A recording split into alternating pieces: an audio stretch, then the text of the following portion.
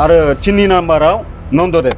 तो बिथांमोना मा बुङो गरिब गुन्द्राफोरखौ सोरबा दावदै फाननानै जाग्रा सोरबा मैगं थाइगं आबाद खालामनानै मावनानै जाग्रा बिथांमोनखौ मा खालामो नै भटारशिपआ गाबोननो मोनथारनोसै दिनैनो मोनथारनोसै। सारा इन्डियानाव 543 जन एमपिफोर दं। 543 जन एमपिनि गेजेराव दिनैसिम भटार्स पार्टी इन्टारनेशनेला पार्लामेन्टआव गाखोनानै टिबिल सौहैनो थाखाय सासेबो एमपि दैथायहरनो हायाखै। अब्ला बियो माब्रै जाथावना? इउपिपिएलआव 100% जोंनि पर्टेन चिरां दुवाराव जेसेबांनाखि बिपिआइनि कर्मफोर दं, आं जेसेबांनाखि आफादगिरि महरै आफादगिरि थानाय समाव आङो बेसेबांनाखि प्राइमारि कमिटि दानानै होदों, तो बिथांमोनहा गासिबो भट होदों आरो बिथांमोनहाबो लोगोसे आंजों लोगोसे बिथांमोनहाबो जेसेबांनाखि प्राइमारि कमिटि दं डिजल्भ खालामजोब्बाय, सिफायजोब्बाय। दिनै नोंथांमोनहा जोंनि बे पर्टेन चिरां दुवाराव माने खुनु प्राइमारि बिपिआइ प्राइमारि कमिटि नोंथांमोनहा नागिरनानै मोननाय नङा। रायजो राजानिफ्राय थाखा फैसा दिनै भटारशिप होनायनि नामाव कालेक्सन खालामनानै जे बिथांमोनहा स्टेट कमिटियाव जमा हरगासिनो दङ। दिनै भटार्स पार्टी इन्टारनेशनेलनि जे माखासे स्टेट मेम्बारफ्राबो मिथिया दिनै बिथांमोनहा रायजो राजानि जे थाखाखौ जे पार्टीनि नामाव डनेसन खालामनानै मा खालामनाय जायो। दिनै जाय लिडारफ्रा हिसाब बिनो थाङो, जोंनि भटार्स पार्टी इन्टारनेशनेलनि जे मोजां दैदेनगिरिफ्रा जायफोरा हिसाब बिनो थाङो बिथांमोनखौ मेसलेक्ट खालामनानै पार्टीनिफ्राय एर'नो। पलिट फिगुआ दिनै नमिनेसन हिसाबै एसटी हिसाबै दिनै 12,500 नङा होमबा? तो 12,500 भट मोना बिथाङा। बिथांनिख्रुइ बांसिन भट मोनगोन सरकारा मोनसे अपसन होनानै होदों नङा होमबा? जे जायफोरा बिजाथिफोरखौ पसन्द खालामा बा संगठनफोरखौ पसन्द खालामा, तो बिथांमोनहा नैबे सिम्बलाव भट होनो हागोन होननानै मोनसे नथा सावगारि होदों। ललित फिगुनिफ्राय बेयावसो बांसिन भट थांगोन। आच्छा, आङो अरन बसुमतारी, जे मैयानि जे चेनेलनि गेजेरजों चिरां जिल्ला बिपिआइ कमिटि बिथांमोनहा आंनि सायाव मोनसे एलिगेसन लाबोदों जे बिथांमोनहा आंखौ जे सासपेन्ड पर्टेन चिरां दुवार ब्लक कमिटिनि जे आफादगिरिनिफ्राय जे सासपेन्ड खालामनायनि जे बाथ्राखौ बुंदों। तो बिनि सायाव आं बुंनो सानदों जे आङो थांनाय मे दाननि नैबे मे दाननि 4 तारिख खालिनो आङो खोब टाइमनि समनि थाखाय आङो रिजलिउसन लेटारखौ आङो बिथांमोननो हरनो हायाखै। थेवब्लाबो स्टेट कमिटिनिफ्राय रन्जय बसुमतारी बिथां आरो महेन्द्र उरां बिथांमोनखौ लेंहरनानै जोङो पर्टेन चिरां दुवार ब्लक कमिटि बरदाङि अफिसाव जोङो लेंहरनानै रोखायै बिथांमोननि सिगाङाव जोङो जोंनि बे पर्टेन चिरां दुवार ब्लक कमिटि बिपिआइखौ जोङो सिफायबाय होननानै जोङो रोखा डिक्लेयार हरदों। जोङो बाहाय बिथांमोनहा मैयानि गेजेराव जे बिथांखौ गुबुन दलजों जे रिलेसन थानायखाय बिथांखौ जोङो सासपेन्ड खालामनाय जाबाय। बे बिथाङा थाखा फैसा जानानै जे बार पार्टीखौ फानबाय थायो बुंदों। खिन्थु आङो सोरबा इउपिपिएलनिफ्रायबो सोरबा बिपिएफनिफ्रायबो आङो थाखा जायाखै।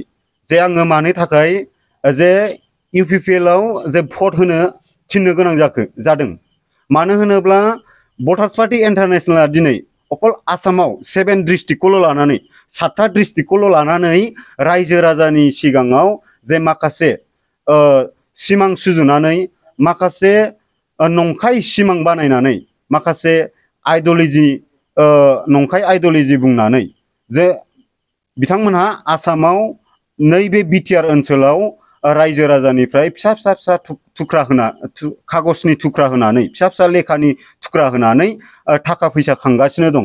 आरो बेयावहाय सोर जोंनि चिराङाव सोर बे फैसा खांनायाव रल लागासिनो दङ, बेवहाय आङो बिथांमोनखौ रोखायै आङो दिनै बुंनो सानदों। 1 नाम्बाराव दं जाहैबाय मेगनार बसुमतारी, रानिखाता पिएसनि सिङाव थानाय रानिखाता थानानि सिङाव थानाय मलानदुबि गासागाव मलानदुबिनि। आरो 2 नाम्बाराव दं जाहैबाय हाथिसार देबादाङिनि देबानन बसुमतारी आरो लोगोसे बांगाल दबानि नन्ददेब। बिथांमोनहा रायजो राजानिफ्राय थाखा फैसा दिनै भटारशिप होनायनि नामाव कालेक्सन खालामनानै जे बिथांमोनहा स्टेट कमिटियाव जमा हरगासिनो दङ। दिनै भटार्स पार्टी इन्टारनेशनेलनि जे माखासे स्टेट मेम्बारफ्राबो मिथिया दिनै बिथांमोनहा रायजो राजानि जे थाखाखौ जे पार्टीनि नामाव डनेशन खालामनानै मा खालामनाय जायो। दिनै जाय लिडारफ्रा हिसाब बिनो थाङो जोंनि भटार्स पार्टी इन्टारनेशनेलनि जे मोजां दैदेनगिरिफ्रा जायफोरा हिसाब बिनो थाङो बिथांमोनखौ मेसलेक्ट खालामनानै पार्टीनिफ्राय एर'नो। दिनै बे फैसाखौ मा खालामनाय जायो अकल पिगुआल' मिथिगौ, ललित पिगुआल'। बिनि थाखायनो आं बुंनो गोनां जादों दिनै गोबां समनिफ्रायनो जोङो नोजोर बोनानै नायबोबाय 2014 सननिफ्रायनो आङो भटार्स पार्टी इन्टारनेशनेला बरदाङि ब्लक हिसाबै आङो आफादगिरि महरै आङो दैदेनबोदों। दिनै बिसिबां जोंनि ओनसोलाव जे रायजो राजानिफ्राय थाखा कालेक्सन जायो, फैसा कालेक्सन जायो, पार्टीखौ फोथांनानै लाखिनायनि नामाव रां डनेशन खालामो। गान्धी प्रग्राम जा बेयावबो डनेशन, प्राइमारि लेभेलाव प्रग्राम जा बेयावबो डनेशन। बे डनेशनखौ गासैबो प्राइमारि लेभेला माने खुनु बाहायनो मोना, स्टेट लेभेलाव जमा लानानै थाङो।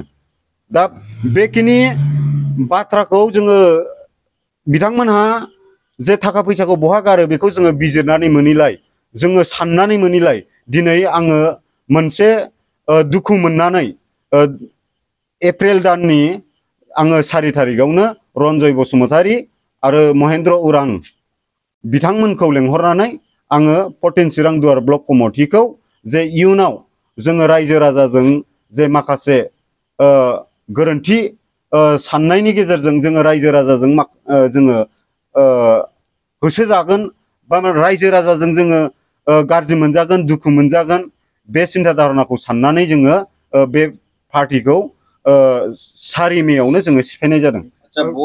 बिपिएफ पार्टी हिसाबै सिङाव मा एजेन्डा दं होनना सानो? दा बेखौ आंनि सायाव बिथांमोनहा जुदि बार एलिगेसन लाबोयोब्ला आङो बिथांमोननि जे गेसाव गोफोन गासिबो बाथ्राखौ आं लाबोगोन। किन्तु भटार्स पार्टी इन्टारनेशनेल हिसाबै एजेन्डाया भारत गान्धी जे बुंनाय बायदिब्ला नीति आरो आदर्शआ थिगानो, नाथाय भटार्स पार्टी इन्टारनेशनेलाव मोजां दैदेनगिरि गैया। बुंनो हाया जे भटारशिपखौ माब्ला रायजो राजानिसिम लाबोनानै होफैनो हागोन। दा बेखिनि आरोखि। आङोथ' सानदों जिखिनि मावनायखौ नुदों जे बिथांमोनहा जेरैबायदि गान्धीया जे आइडिय'लजि नीतिखौ जे खिन्थादों जे बे हिसाब बेबायदि सिस्टेमजों बिथांमोनहा थाङाखै। आरो जे बिथांमोनहा रायजो राजानिफ्राय जिखिनि डनेशन खालामदों, जे बिटिआर ओनसोलनि जे डनेशन नङा होमबा, बिटिआर ओनसोलनिफ्राय जे रायजो राजाया पार्टीखौ फोथांनानै लाखिनो थाखाय जे दान होदों, जे बिटिआर ओनसोलाव जे भटारशिप मोननो थाखाय जे आन्दलन खालामदों, बेखौ अकल बिटिआर ओनसोलाव एमपि बानायनो थाखाय, एमएलए बानायनो थाखाय बिथांमोनहा इलेक्शनाव खरसा बानायनांगौमोन। जे बिथांमोनहा जोङो बेखौ बानायनाय नुवाखै। बेखिनिखौनो जोङो दुखु मोननाय फोरमायदों स्टेट कमिटिनिसिम। बिनिखायनो जोङो खुद्रिनानै गोसोआव दुखु मोननानै जोङो पटेन चिरां दुवार ब्लक कमिटिखौ जों सिफायनाय जादों। रायजो राजानि सायावहाय डनेशननि मुङावहाय बेसेबां अनजिमानि रां खांनाय जायो? भुट बिथांमोनहा फिसा फिसा कागज, मालाबा ब्लेंक कागज, माब्लाबा बिदिनो रिफान्डेबल डनेशन रिसिप्ट होनो बिथांमोनहा गुरायनानै होफिननो हानाय डनेशन रिसिप्ट होनदों। किन्तु बियो मिसा खोथा। थ' बिथांमोनहा कालेक्शन खालामग्राफ्रा ओरैबायदि बुंनानै कालेक्शन खालामो, दिनैसिम रायजो राजानिसिम आंहा रेकर्ड गैया जे नै गाबोन मोनगोन दिनै मोनगोन होननानै। किन्तु आं दहाय बेखौनो होनदों, 1 नाम्बाराव मेगनार बोराय, मेगनार बसुमतारी, 2 नाम्बाराव देबानन, आरो 3 नाम्बाराव नन्ददेब, आरो 3 नाम्बाराव नन्ददेब। थ' बिथांमोना मा बुङो, गरिब गुन्द्राफोरखौ सोरबा दावदै फाननानै जाग्रा, सोरबा मैगं थाइगं आबाद खालामनानै मावनानै जाग्रा बिथांमोनखौ मा खालामो, नै भटारशिपआ गाबोननो मोनथारनोसै, दिनैनो मोनथारनोसै। सारा इण्डियानाव 543 जन एमपिफोर दं। 543 जन एमपि गेजेराव दिनैसिम भटार्स पार्टी इन्टारनेशनेला पार्लामेन्टआव गाखोनानै टिबिल सौहैनो थाखाय सासेबो एमपि दैथायहरनो हायाखै अब्ला बियो माब्रै जाथावना दा बेखौ जोङो सिन्था धारना खालामदों दिनै आरो एमपि दैथायहरनो थाखाय दिनै बिथांमोनहा कुनु गामि ओनसोलाव प्राइमारिनिफ्राय लानानै ब्लक लेभेलसिम डिस्ट्रिक्ट लेभेलसिम दिनै मोनसेबो स्ट्रं कमिटि गैया दिनै जोंनि चिरां डिस्ट्रिक्टआव सुन्दारियाव डिस्ट्रिक्ट कमिटि दं बेयाव 8 जनसोल' दङ बिनिफ्राय बिथांमोनहा जोङो दाख्लै डिसल्भ खालामनाय लोगो लोगो नोंथांमोनहा सिडली कमिटि होननानै मिथिदोंना दाख्लै सिडली कमिटिनि दं होनदोंना जों डिसल्भ खालामनाय लोगो लोगो बिथांमोनहा सिडली विधान सभा हिसाबै 6-7 जनसो मानसि लानानै दाब्रबनानै होबाय जोङो माने जोङो पार्टिखौ डिसल्भ खालामनाय लोगो लोगो दिनै जोंनि चिरां जिल्लायाव मेन हिसाबै माने भटारशिप जे आन्दोलन खालामग्रा नोंथांमोनहा मिडिया हिसाबै माब्लाबा थांनानै नाय बिथांमोननि प्रग्राम खोनायोब्ला बिथांमोनाव 100 जननिफ्राय 200 जन मानसि जाया प्रग्रामाव आरो आं चेलेन्ज खालामो बिथांमोनहा जुदि एमपि बा एमसिएल जुदि देरहानायनि बिथांमोनहा जुदि बुंबाय थादोंब्ला बा देरहाहोनो हागोन जुदि बिथांमोनहा जुदि सिमां नुदोंब्ला नोंथांमोनहा मिडिया हिसाबै बिथांमोनजों आं चेलेन्ज खालामो बिथांमोनहा गाबोन 2000-3000 चिराङाव मानसि जमा खालामथों चिरांनि गोजा हाया बिथांमोनहा नोंथांमोननि बिपिआइ दोलोखौ इउपिपिएल दोलो बा दोलोआव नोंथाङा भट होनो रायजो राजाखौ खावलायदों बिपिआइ दोलोनिफ्राय बेसेबांसो इउपिपिएल दोलोआव भट होदों होननानै नोंथाङा फोरमायथिगोन निश्चय बिपिआइ दोलोनिफ्राय इउपिपिएलआव 100% जोंनि पर्टेन चिरां दुवाराव जेसेबांनाखि बिपिआइनि कर्मफोर दं आं जेसेबांनाखि आफादगिरि महरै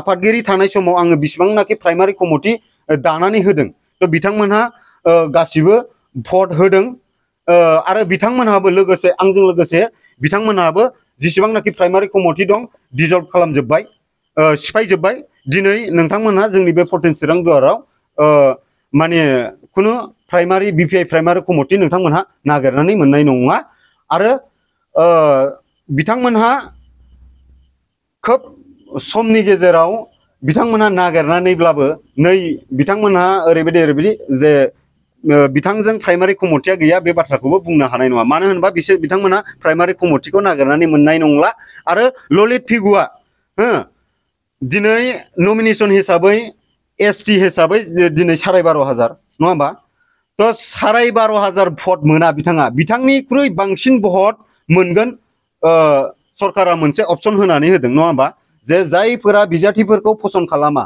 बा संगठनफोरखौ पसन्द खालामा थ' बिथांमोनहा नैबे सिम्बलाव भट होनो हागोन होननानै मोनसे नथा सावगारि होदों ललित फिगुनिफ्राय बेयावसो बांसिन भट थांगोन डाइरेक्ट जिथुके दिनैनि दिनावहाय रायजोफोरनिफ्राय थाखा फैसा खांनाय बा सोरनिफ्राय थाखा फैसा खांनाय आयेननि बेरेखा बे हिसाबै नोंथां बिपिआइनि दोलोनि जे लिडारफोरा डनेसन खांबाय थादों बे आयेननि बेरेखा दा बिथांमोननि सायाव सरकारखौ मा एक्सन लानो लुबैदों आङो अबयस्लि जुदि बिथांमोनहा जुदि दल संगठनखौ फोथांनानै लाखिनो थाखाय रायजो राजाया जुदि दान होदों अनसुंथाइ होदों नङा होमब्ला अनसुंथाइ होदों आङो बेखिनिखौ खावलायनो सानो थ' बिथांमोनहा जुदि रायजो राजानि खामानि मावनो होननानै रायजो राजानिफ्राय जुदि अनसुंथाइ लानानै जुदि संगठनखौ जुदि मोजाङै सामलायनानै रायजो राजानि थाखाय जे रायजो राजानि जे दान होनाय माने जे रायजो राजानि जे सिमां जे बिथांमोनहा जे आइडियलजिखौ लानानै रायजो राजानिफ्राय थाखा खांदों दा बेखिनि खामानियाव आङो गारजानो लुबैयो जुदि बिनि बाहेरायाव जुदि गुबुनाव इउसलेस खालामोब्ला बिथांमोनखौ आङो सरकारखौ रोखायै एक्सन लाजानो लुबैयो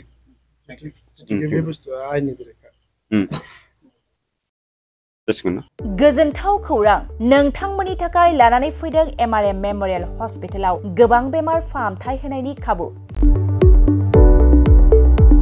बेमारि सुबुंफोरनि थाखाय गोजोनथाव खौरां एमआरएम मेमोरियेल हस्पिटालाव मोजां रोंगौथि गोनां डक्टरफोरजों बेमारि सुबुंफ्रा मोजां फाहामथाय लानो हानाय सुबिदाखौ लानानै फैबाय एमआरएम मेमोरियेल हस्पिटाला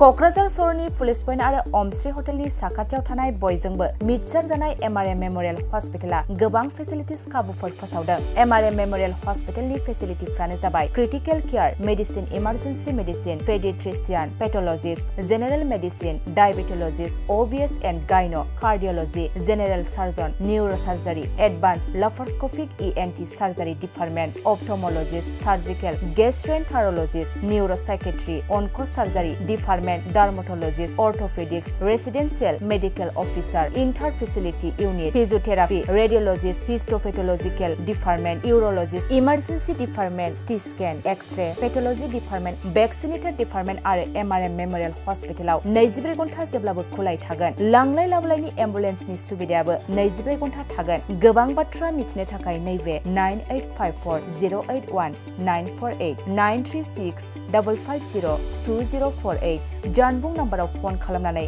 नोंथाङा मिथिनानै लानो हागोन।